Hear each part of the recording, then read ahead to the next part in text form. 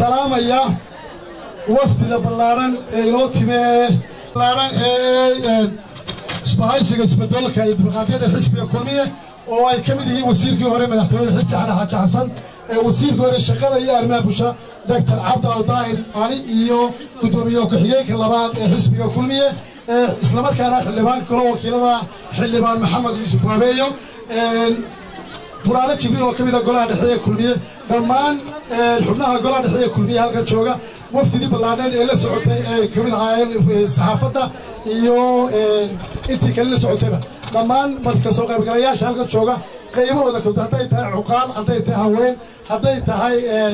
dhinac walba bulshada waxaan idinku salaamayaa salaanta islaamka assalaamu calaykum waraxmatullaahi wabarakaatuh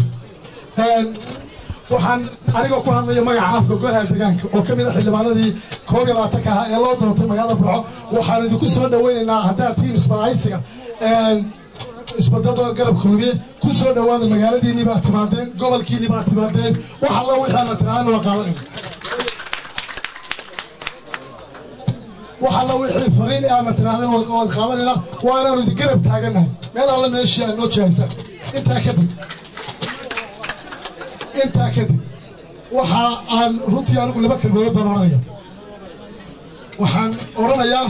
waxa jiray shirkii golaha dhexe waatii ogeydeen inuu ka dhacay Hargeysa oo ka dhacay wax lagu sheegay shirkii golaha dhexe lagu sheegay oo in gaar ah halka isku urursatay kaasoo doonaya in laba kalmood ku yiraahdo waxaan waliba la hadlayaa doonayaa anoo ku hadlaya anigu afkayga musharrixii halka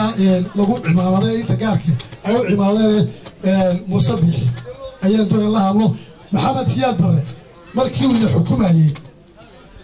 إن هيستي كوملا تكسرنا إن الله ينتهي وصلها حكمك وكاقاضيا أو يكافي كتولي واكيحني صحيح كمان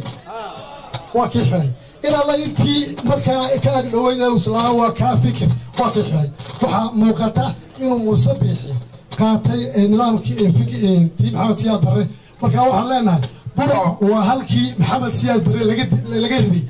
أنا قمان تحبت كقول دي مانا لكن عدك يكسين بينه هالسؤال كمان يصير العسكري عدك إنه واحد يكون دورنا منكي ودن كنسية أيه دورنا نهرب العظيم